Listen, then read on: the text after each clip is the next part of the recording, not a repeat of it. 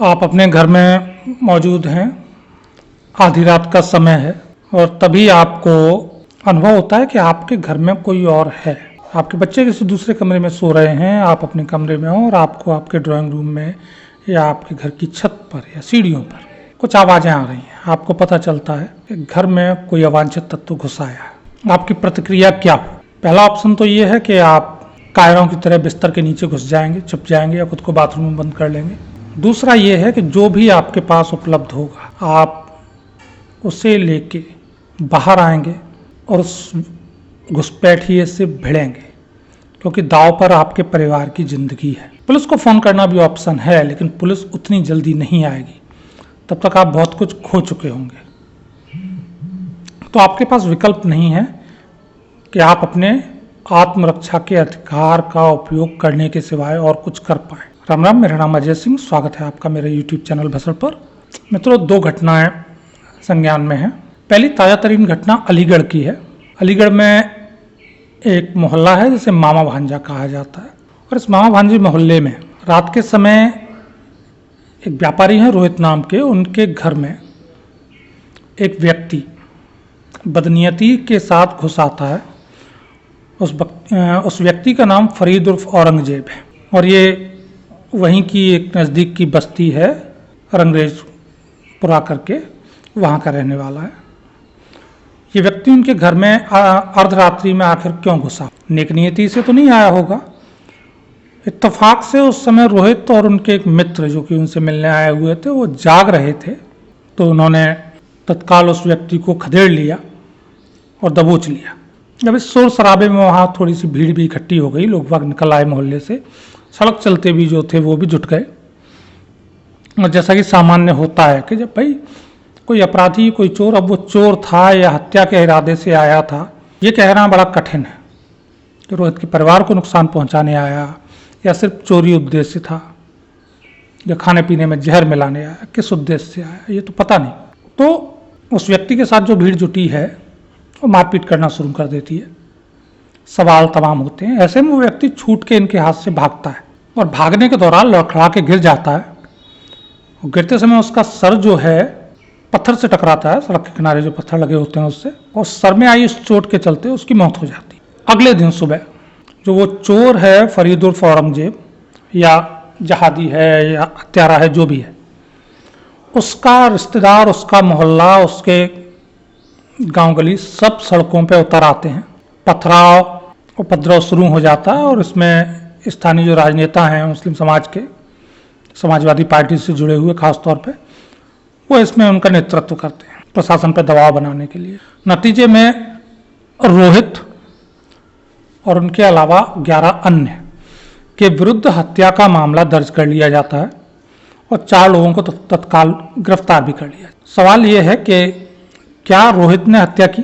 क्या रोहित को ये अधिकार नहीं है कि वो अपने और अपने परिवार की रक्षा के लिए अपने आत्मरक्षा के अधिकार का उपयोग करें?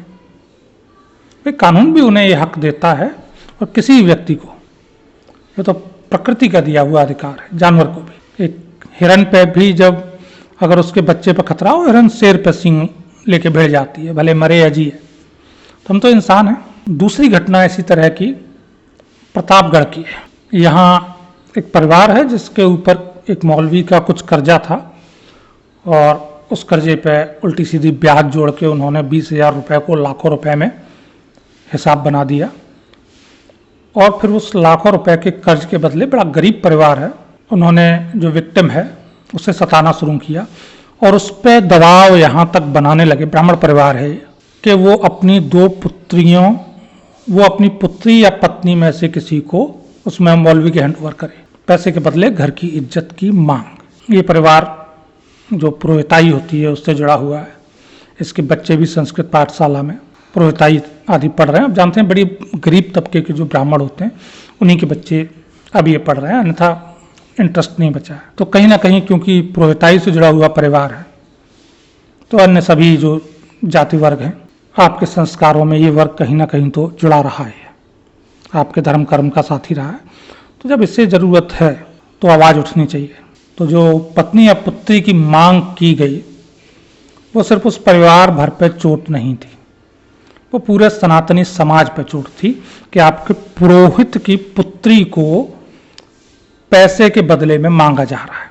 और ये किस कदर भद्दा मजाक बनता अगर वो पुरोहित उसे मौन रह के स्वीकार कर लेता, आप कल्पना नहीं कर सकते। लेकिन स्वाभिमानी व्यक्ति था, स्वीकार नहीं कर पाया और उसने इस मांग पर जब उन लोगों ने जबरदस्ती करने का प्रयास किया पुत्री और पत्नी पर हाथ डालने का, तो उसने फावड़े से हमला कर अपनी पत्नी और पुत्री को बचाने का प्रयत्न किया और जिसमें जो मुख्य अभियुक्त था वो मारा गया, या मुख्य जो षड्यंत्र करता था वो मारा गया। अगेन वही चीज आ जाती है, क्या इस ब्राह्मण परिवार को आत्मरक्षा का अधिकार नहीं था?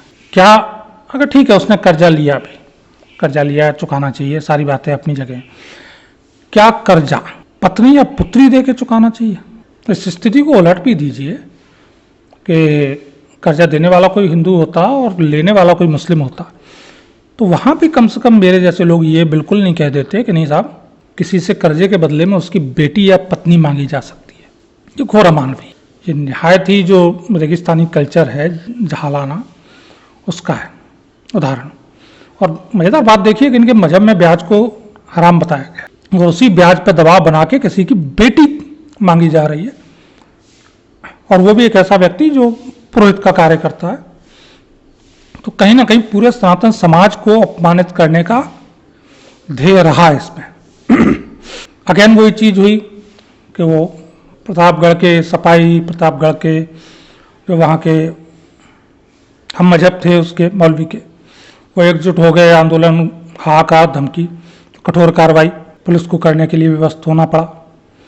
जब ये मुद्दा सोशल मीडिया पे उठाया गया लोगों ने, तो मैं ये बताना चाहूँगा कि इनका इकोसिस्टम किस हद तक प्रबल है, कितना मजबूत है, और हम कितने गए बीते हैं इनके आगे। कि सोशल मीडिया पर, यूट्यूब पे बड़ा जाना पहचाना नाम है अजीत सिंह, दादा अजीत सिंह नाम से जाने जाते हैं। बाबा की खरी घोटी नाम से उनका चैनल है, और उन्होंने बाकायदा फेसबुक और यूट्यूब पे इस बात को उठाया, और उठाना चाहिए था। प्रत्येक जो स्वाभिमानी हिंदू है उसका कर्तव्य है कि इन दोनों घटनाओं पर संज्ञान लेके बात को उठाए, जिस माध्यम से भी उठा सकता है उठाए। तो उन्होंने आवाज़ उठाई। बेहद गरीब परिवार है, कानून में भी लड़ने के लिए पैसे की ज़रूरत होती है, और भरण पोषण के लिए भी। कमाने वाला मुखिया अगर जेल चला गया है तो वो परिवार कैसे खाएगा? तो उनकी सहायतार्थ उन्होंने आवाज़ उठाई। और किसी के पति ने अगर हत्या की है तो उसके बच्चों का उस पर दोष नहीं आता है, उन बच्चों को कानून फांसी नहीं चढ़ाता है। ये भी रीत है। आतंकवादियों के लिए लोग खड़े हो सकते हैं, उनके लिए वकील खड़े हो सकते हैं, जिन्होंने बम विस्फोट किए, जिन्होंने हमले किए, उनके लिए एक समाज नमाजें, बाद में नमाजें पढ़ता है उनके फांसी हो जाने के बाद। राजनीतिक दल उनके केस वापस लेने के लिए आतुर रहते हैं। तो भैया अगर एक दरिद्र ब्राह्मण परिवार की सहायता के लिए कोई अजीत सिंह आवाज़ उठा देता है तो इतनी तकलीफ का है। लेकिन नहीं, अजीत सिंह के विरुद्ध इसको लेकर कानूनी कार्रवाई का दबाव बनाया जा रहा है, FIR करवाई जा रही है। खालिस्तान मामले में मेरे अपने विरुद्ध ये रहा, लिखने को ही लेके। उससे अभी ताज़ा घटना जो अजीत भारती हैं पत्रकार, उनके साथ भी कर्नाटक में केस दर्ज किया गया। तो उनका इकोसिस्टम इस तरह से काम करता है कि एक चोर उचक्के के लिए पूरा मोहल्ला सड़कों पे आ जाता है, पथराव करता है और दबाव बनाता है। उनके हम बिरादर नेता जो हैं वो आ जाते हैं और दबाव बनाते हैं।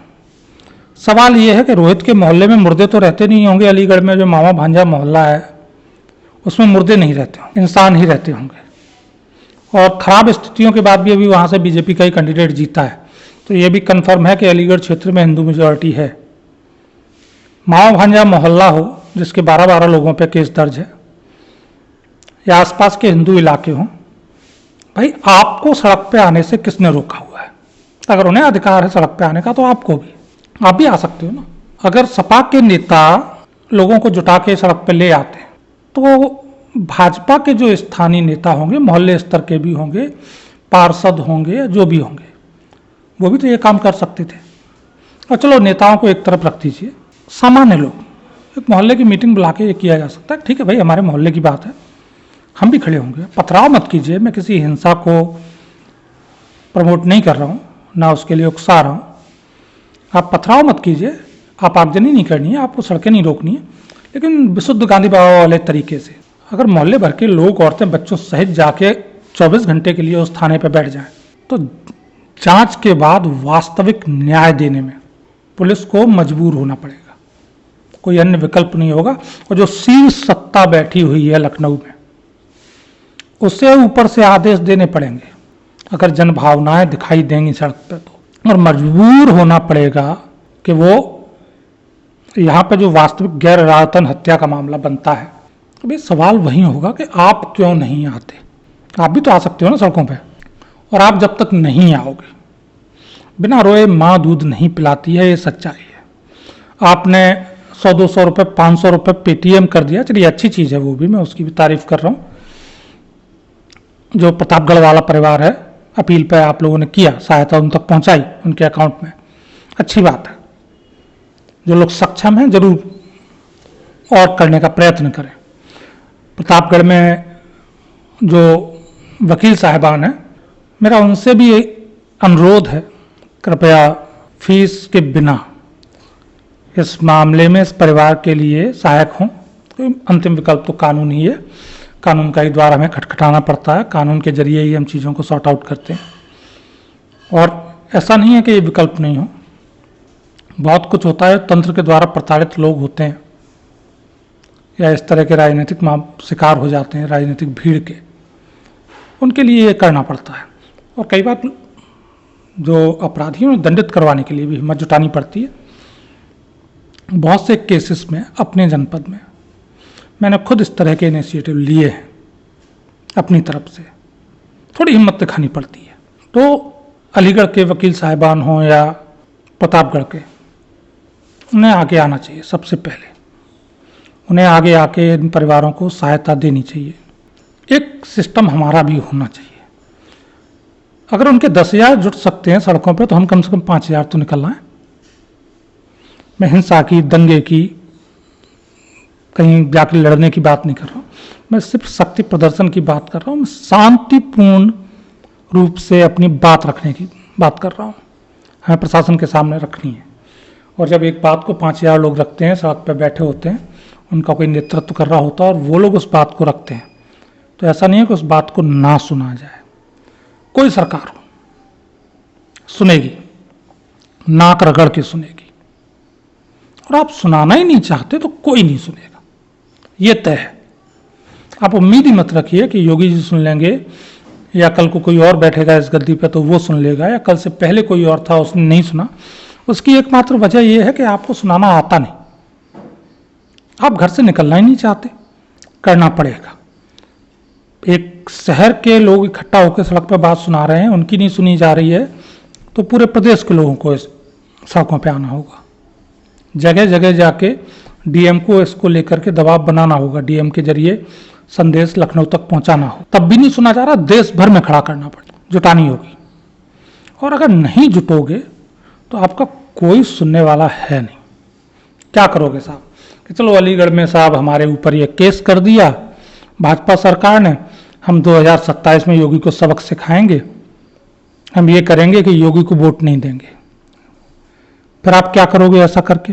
आप उसे वोट दोगे जो इस केस को लदवाने में अग्रणी है, समाजवादी पार्टी को, जिसने आप पे केस लदवाए, जो भीड़ इकट्ठा करके सड़कों पे आया, उसे तो आप वोट दे दोगे। और बदला किससे लोगे? योगी आदित्यनाथ से। ये एक विकल्प होता है आपके पास हर बार।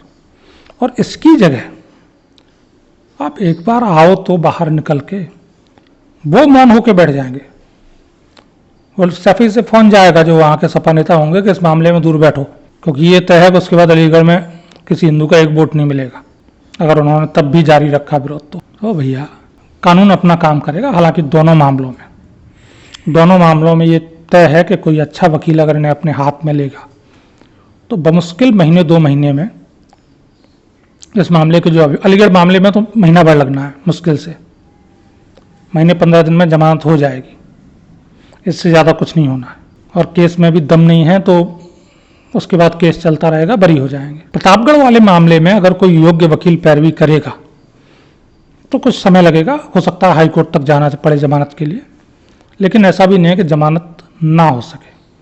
आसान है, जमानत हो जाएगी, पर्याप्त आधार है जमानत के लिए। और ये मैं ऐसे नहीं, बड़े योग्य वकीलों के साथ इस मैटर को डिस्कस करने के बाद कह रहा हूँ, तो कह रहे हैं कि हाँ भाई ईजिली जमानत इस मामले में मिल जाएगी। लेकिन भैया हाई कोर्ट के वकील की बड़ी मोटी फीस होती है, तो ऐसे में आपको उन अजीत सिंह जैसे लोगों का भी समर्थन करना पड़ेगा कि जिनके विरुद्ध FIR दर्ज करवाने की बात चल रही है। उन्होंने इस परिवार के सहायता के लिए आवाज़ उठाई, तो ज़्यादा कुछ नहीं कर सकते, साथ तो खड़े होइए, आवाज़ तो उठाइए। किसी भी कीमत पे आत्मरक्षा का अधिकार हमसे नहीं छीना जा सकता, कम से कम वो तो हमें है। और उस अधिकार के छिन जाने पे भी आप मौन होकर घर पे बैठे हो। आज कोई रोहित जेल गया है, आज प्रतापगढ़ के पंडित जी जेल गए हैं, अगला नंबर कल आपका आना है, क्योंकि सिचुएशन यही होगी। कल कोई फरीद उर्फ औरंगजेब आपके घर में आधी रात में घुसेगा, विकल्प आपके पास भी नहीं है, आप भी वही करोगे कि उसे खदेड़ के दबोचोगे, आप भी वही करोगे, शोर मचाओगे, मोहल्ले को जगाओगे, और जब भीड़ जुटेगी तो थोड़ी मारपीट भी हो सकती है, और ऐसे में भागम भागी में मर भी सकता है।